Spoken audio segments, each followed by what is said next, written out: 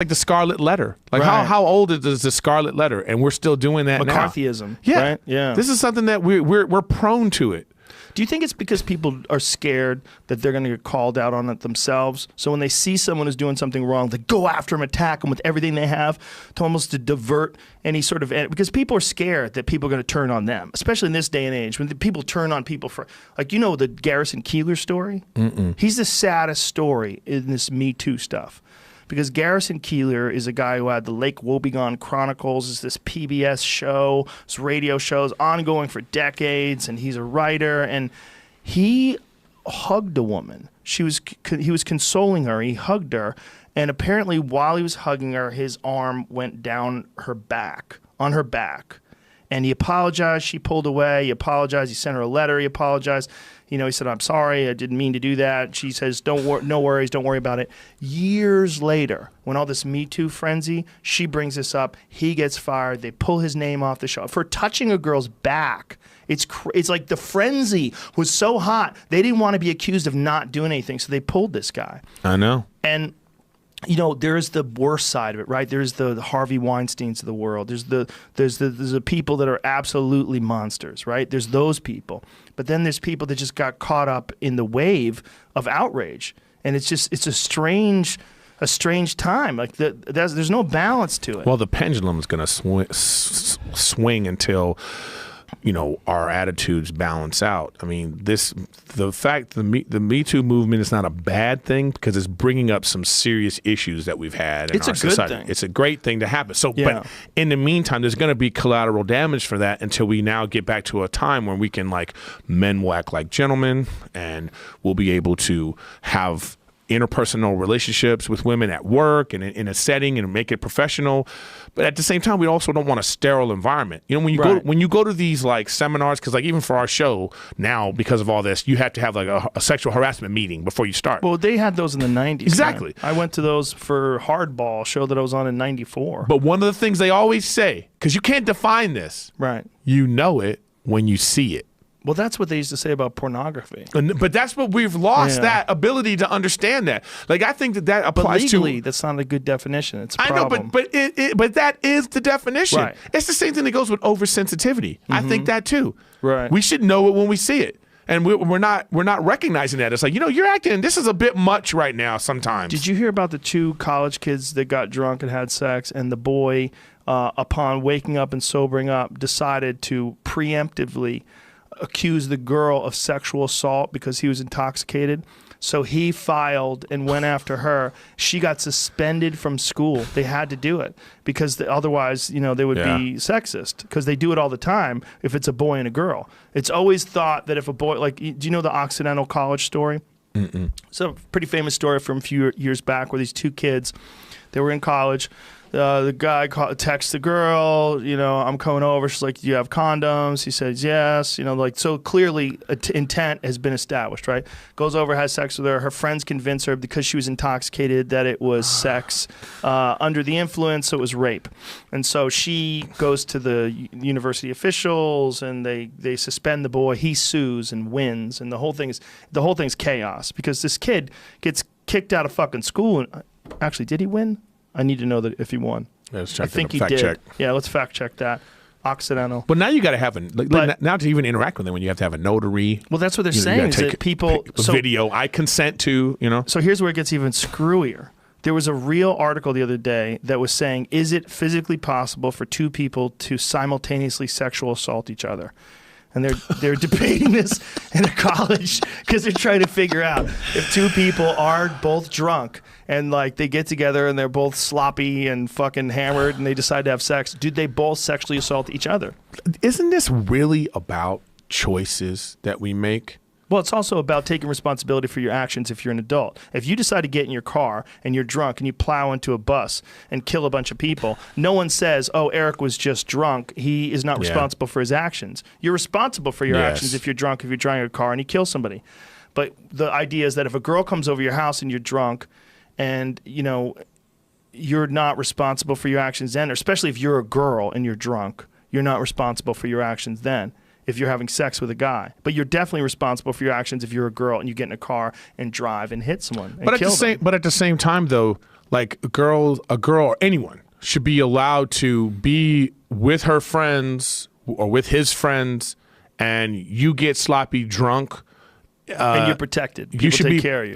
You should be. It's not okay that somebody decided to like go further with it. Well, you know. Well, the most egregious case is obviously Cosby, because that was his thing. I mean, if he did do what everybody's accusing him of doing, and we have no reason to think he didn't, he was taking people that thought of him as a mentor and thought that he was going to help their career, and that was his hustle, and he would just drug them, and they'd wake up with their pussy sore and their fucking pants off and not knowing what happened and be super confused. It's horrible.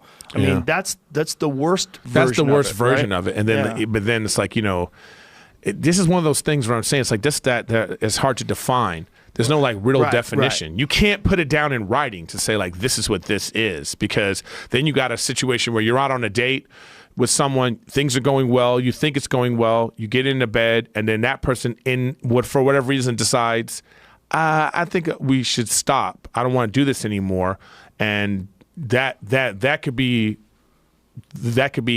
on the same level as drugging somebody. The Aziz Ansari case. Or clubbing them on the head. That girl writes that crazy fucking story, the 5,000 word story. That Aziz Ansari thing is just about him not being a gentleman.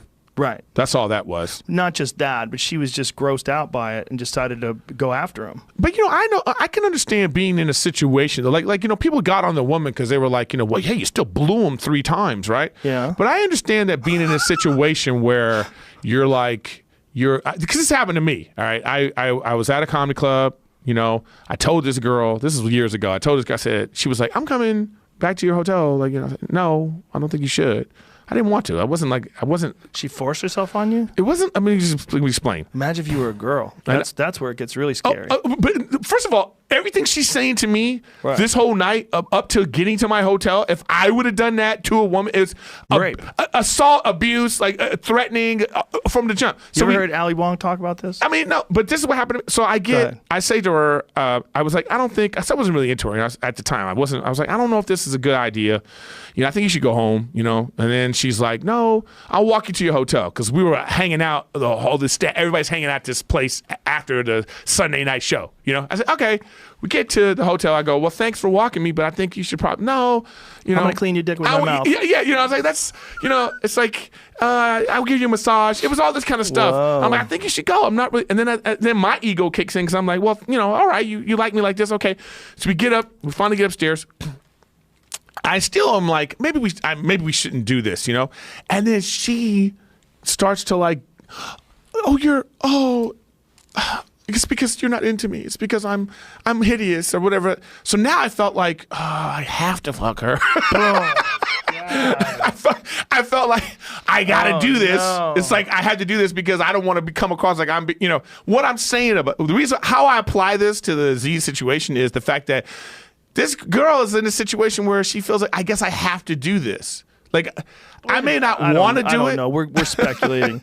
You know, I'm just saying, I've been in a situation where I didn't necessarily want to do it, but I felt like the social pressure of like, well, may I have to follow through with what I'm doing now. Yeah, no, I get it. Yeah, that's definitely probably. And then in the morning, I had to fly. When we're not even in the morning, I said, we're finished. And I said, hey, you know, you got to go because I got to pack. And she started to cry. Oh, boy. And I thought if this was happening now, this could be a situation. It could easily be she could tell her story differently. So we don't know. That's why there's no rules. What this lady did was she was aggressive and flirting, and she wanted what she wanted, and she got it. You know, so that sometimes is okay, depending on the person that you're dealing with. But that same situation with someone else could be, no, this was horrible. Right. I felt intimidated. I felt, you know, it's all in how you interpret it. Yeah, it's definitely. It depends on who's talking and whether or not you're attracted to. Like, here's a perfect example: if you and your girlfriend decided to get drunk. And your girlfriend was drunk, and she called you up and said, "Come on over. You know, I'm horny. I want you to fuck me." If you went over and did it, you would, in some people's eyes, be guilty of sexual assault because she was drunk and she couldn't consent. And this is why I've never done that, by the way. one of my ex-girlfriends was like that.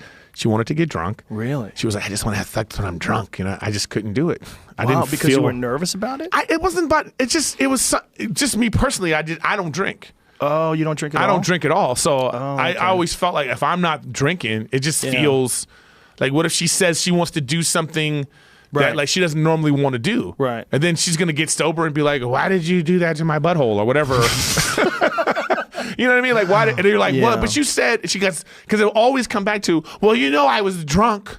Right. And I didn't really mean, then I'm like, okay, I don't want to be the choice maker in that situation. Well, that's the best thing about not drinking, right? In that situation, if you don't drink, you never have to think like that. But that's why sometimes I don't want to with. hang out. That's why sometimes I don't want to hang out with people that are like, that get dumb drunk. You're out, and then I become responsible. Oh well, it's the worst when you're sober. Yeah, it's like, whoa, I don't want to deal with this because their behavior is so fucking gross. Gross. Yeah. You know, then you see your friend, especially if you have like a female friend. You're not like that with them. Right. But then you're out. And then she's, her skirt's coming up, and you see the creepy guy. You see the guy that she's like, I'm gonna go with this. You're like, oh man, what do I do right now? Like, if I don't stop her from going, and then something happens that she doesn't want to happen, is it my fault? You do stop her, and she's like, you're a fucking hater. Right. I love him. He was so cute, and we were gonna have an amazing time, and you fucking hater.